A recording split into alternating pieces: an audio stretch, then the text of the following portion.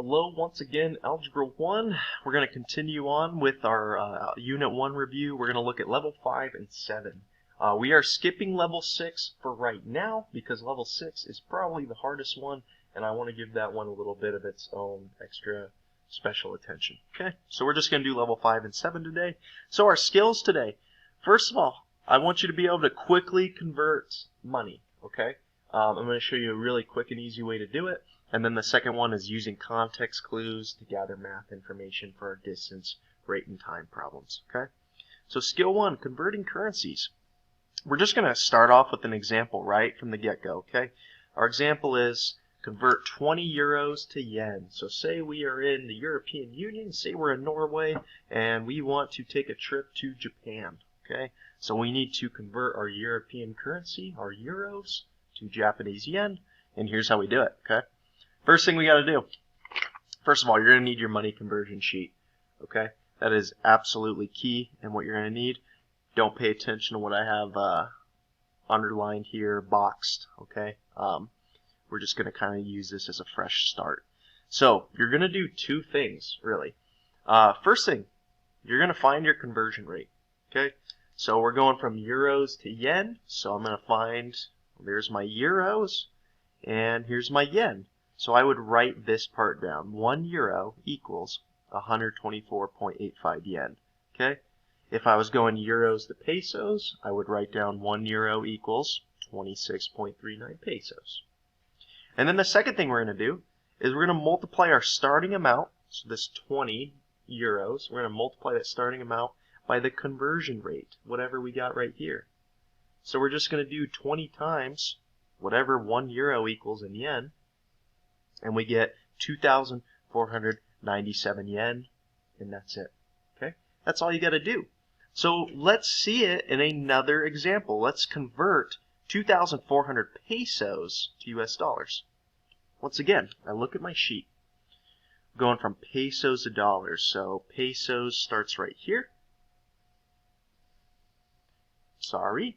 Pesos starts right here. And I'm going to US dollars, so 1 peso is equal to $0.0545, so I'd write that down, okay? Then the second thing asks me to multiply the starting amount by my conversion rate, so I do 2,400 times that, and there I go. I got $108 from 2,400 pesos, okay?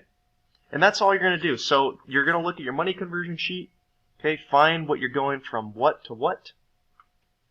Find how much it is. 1 yen is this much in dollars. So if I was going yen to dollars, I would write 1 yen equals $0.0094. And then if I had 30 yen, I would multiply that 30 yen by my conversion rate. And then I would get how much that is in dollars. So I would like you to try now. I would like you to try both of these problems. Okay? I want you first to convert 1,480 yen to pesos, and this time I want you to actually round. I want you to round to the nearest centavo, which is cent in Spanish, so whatever round to the nearest cent means still applies here. And same thing here. Convert now $430.05, so US dollars to euros, and then round to the nearest cent, and go. All right, now that we're back, let's see. Let's look at our chart. Again, we're going yen to pesos, so I know that, alright, yen to pesos, so 1 yen equals 0.21 pesos. So I'm just going to take my 1,480 yen times the conversion rate, and then I'm going to see what I get. So I put it in my calculator as such, I'm multiplying them, and I get 310.8. Now I want to go to the nearest cent, which is the 100th spot. So right now I am only in the 10th, so I'm going to tack on my 0, and I'm good. And now I'm going from yen to pesos, so this is in pesos. And there we go. And now number 2, going from dollars to euros. So again, same thing from up here. 1 US dollar, that's going to equal, well, $1 equals 0.85 euros. So I'm going to multiply my 430.05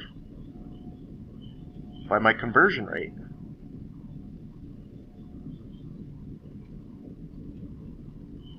And let's see what I get. I get that, 365.5425. Again, we're going to the nearest cent. That's the 100th. 100th place is right here. I look to the right. That is less than 5, so I stay put right there, okay? So my answer will be that guy. But I want 365.54 euros. So now before we move on, and that's really level 5 in a nutshell, it's just finding the conversion rate and multiplying by your starting amount. That's the whole level, okay, and getting used to that. So I want you to look at this chart and really pick any of these to kind of help you. But I want you to try to think to yourself, from least to greatest, I want you to rank the world currencies. So for example, if you think that the peso is worth more than the US dollar, then you'd put the US dollar first, followed by the peso, okay? Because the peso is a greater amount. And I'd like you to pause the video and give it a shot, and go. Alright, welcome back. By the way, guys, this is a homework problem, what we're about to do, okay? So definitely write this down. So from least to greatest, rank the world currencies. If I'm looking at any of these charts, I am going to look at just this top part right here. It tells me $1 gives me 105.9 yen. It gives me 22.39 pesos, and it only gives me 0.85 euros back. Okay? So right off the bat, just that dollar, it gives me the most yen. I'm getting literally the most bang for my buck. So that means the yen actually has the smallest amount, right? It has the least weight, okay? It takes a lot more yen just to get $1, right? It takes 105.9 yen to get $1. So it actually go yen, and then I don't know what's the next highest, right? Next highest is pesos. Again, not as much as yen, but it still takes me about 22 pesos to get me $1. And then now it comes down to which is bigger, $1 or a euro. Well, my $1 is only giving me 0.85 of euro back. That means every time I give them $1, they're giving me less back. So my dollar has less weight associated with it. So it actually go US dollar and then euros. That's from least to greatest. And you could check these other charts to kind of see. Like if we're looking with the yen, apparently yen's the weakest. And yeah, 1 yen's only giving me this much back in euros, this much back in dollars, this much back in pesos. Whereas a euro, I'm getting more back than what I started with. So the euro is the highest, the top tier currency in terms of weight. And why is that useful? Well, it's useful because let's say you are going to, let's say you're traveling to Japan from the U.S., and you want to know how much you can get back. Are you going to expect a lot more yen in return? Well, that means if you have just $5 US dollars, you're going to get a crap ton of yen back. You're going to have a lot more spending power, which is pretty sweet. You ever hear about some people, they might live in the U.S., and then they go and they live, I don't know, in like the Philippines, and now they're like rich in the Philippines, but they wouldn't be rich in the United States? It's kind of that idea. They're rich in the Philippines because the money they had overseas in the United States weighs a lot more when they get to the Philippines. Okay? So that's kind of the idea, and you'll expect something like this on your homework. It could also help you too. Let's say I start off with $200, 200 US dollars. So if I'm converting it to yen, because I know I have more power with my dollars, I should get a lot more yen back.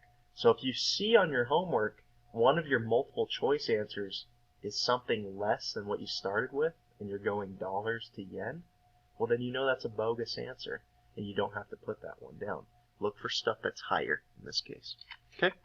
That's how you can reason your way. Alright, now let's move on to, don't write all this down right away, that's a lot, okay? Let's break it down. This is solving for unknowns given a written passage. So this is distance equals rate times time problems. And here's our three variables, our distance, our rate, and our time. Our rate is the most unfamiliar term. It literally just means speed in this case, right? Your speed if we're doing distance and time. And here are some units for it too, right? Your distance, measured in meters, miles, feet, inches. Your time, seconds, hours, years, days. Rate, it's measured in like miles per hour or meters per second. It's some distance divided by time, some distance over time, right? And that'll actually play itself out in these three scenarios I have. So when doing these problems, guys, there's really three types of distance, rate, time problems you're going to run into, and I broke them down for you. The first case is, let's say you don't know what your distance is, okay? Well, you know you're going to have to solve for your distance then. If you know what your rate is and what your time is, you just multiply your rate times your time, and you'll get your distance. Scenario 2, let's say you know what the distance and rate are, but you don't know the time. You can find that with time equals distance divided by rate. And then finally, the third case is when the rate is unknown, you can find it by dividing the distance over time. And if we think about our units, right, the units of distance are in like meters, and time are in seconds, meters per second. Hey, that's one of our units for rate. Okay, so that's where it comes from. And that actually works with the distance and time too. So if you have like meters and then over meters per second, the meters will actually cancel out and you'll just be left with seconds equals seconds over here. Same thing here. Meters per second times seconds. The seconds will cancel. You'll be left with just meters, which is a distance. Okay? So let's see that in an actual example. Jason is a bike rider that easily loses track of time. Oh, poor Jason. He once maintained a speed of 21 miles per hour over a 111.3 mile stretch. How long was he riding? Right off the bat, we're looking for how long he's riding. So I don't know what that is. He had a speed of 21 miles per hour. So that's my rate. And then my distance, he went over an 111.3 mile stretch. So now what we're going to do is we're going to look at this and be like, what case is that? That is a case 2.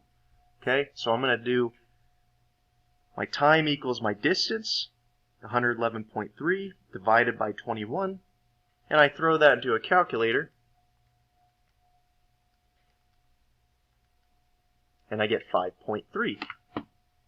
5.3 what? How can we tell? Well, we were in miles, so that was our distance. Miles per hour was the rate, but it was per hour. Okay, so we know that this is 5.3 hours, which is a really long time to be riding a bike. He wasn't like, you know, like Harley Davidson riding. He was like pedaling, man. That's crazy. Okay. And now finally, the you try problem. I want you to try this one. And this is a real actual thing. This is a thing that has happened. Mr. Knight used to own a Prius. I did. With its fuel efficiency, which I bragged about a lot, Knight traveled from Kingman to Flagstaff, which is a 146.3 mile drive, in about 2 hours. What was the Prius's average speed? I'd like you to find how fast this speed demon of a car went. Go. All right, now we're back. Again, let's write down what we know.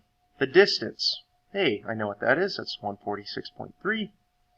My time, that's 2. That's 2 hours. And the rate, the speed, I don't know what that is. So if I look at my chart, once again, if I look at my chart, that would be this kind of problem, right? I don't know what the rate is. So to find the rate, I do my distance divided by time. Okay, my distance was 146.3 divided by 2. So my rate, let's see how fast this puppy was going. Oh, man. 146.3 divided by 2 gives me 73.15. And what are the units? Well, we're in miles, we're in hours. A speed is written in miles per hour. Dang, so that thing was going 73 miles per hour. That's really slow. Anyway, so go ahead and try these problems on your homework. Let me know how far you get if you have trouble. We'll do a Q&A, and have a great day.